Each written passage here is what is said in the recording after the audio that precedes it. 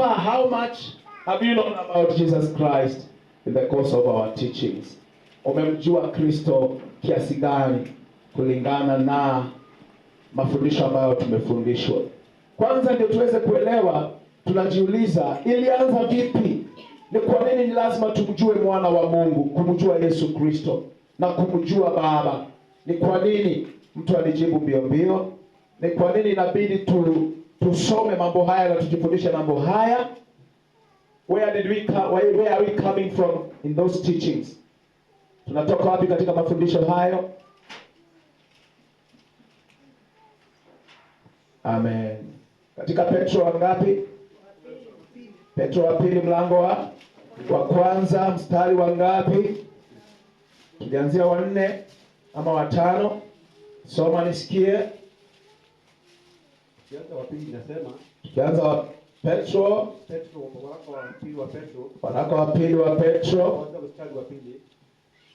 Neema na iwe kwenu. Waraka wa pili wa Petro, mlango wa kwanza mstari wa pili. Soma. Neema na iwe kwenu na amani iongezwe katika kumjua Mungu na Yesu Bwana wetu. Katika kumjua Mungu na Yesu Bwana wetu.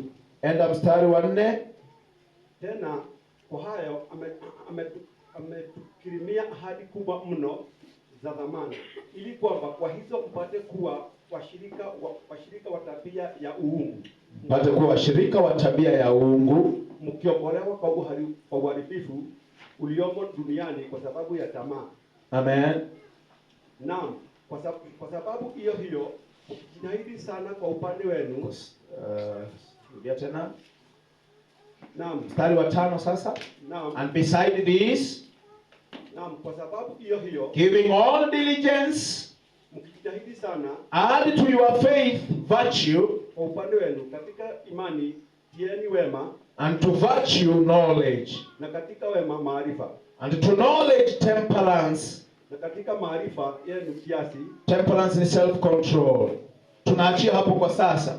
Kwa hivyo unaona kwamba tunabidi kujitahidi sana kwa upande wetu. Tunabidi kujitahidi sana kwa upande wetu kwa mambo ya wokovu. Tunabidi kujitahidi sana. Na kwa njia gani? Kwanza kwa imani yetu ambayo ndio msingi wa kuokoka kwetu.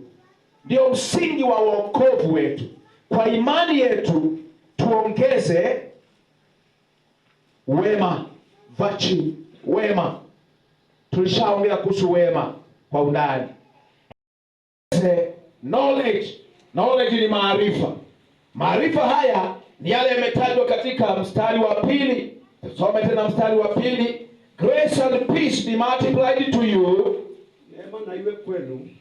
Through the knowledge of God and of Jesus our Lord. Na imani iongeze katika kumjua Mungu na Yesu Bwana wetu. Na katika kumjua Mungu na Yesu Bwana wetu.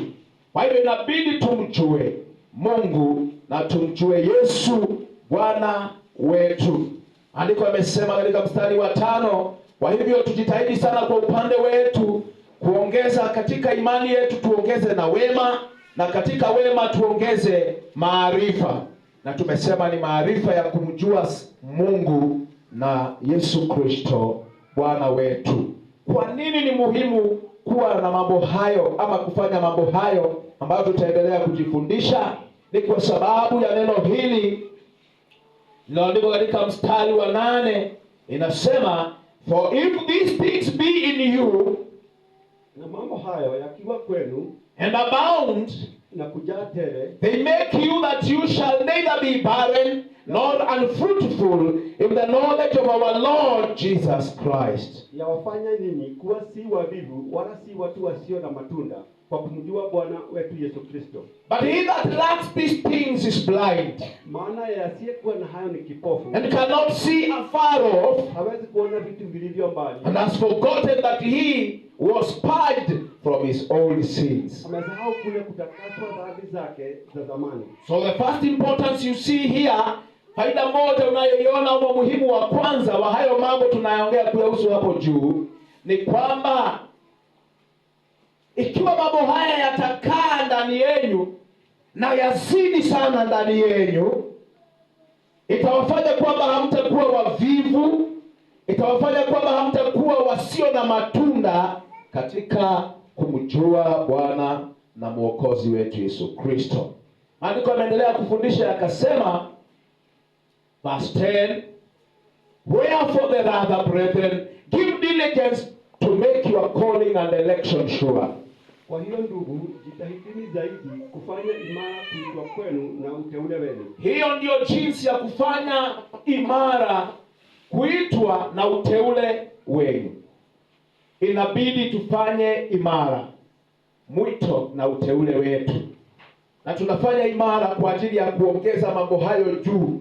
Kwa imani yetu tuongeze mambo hayo ambayo yako hapo juu, kuanzia mstari huo wa 5 mpaka mstari huo wa 7.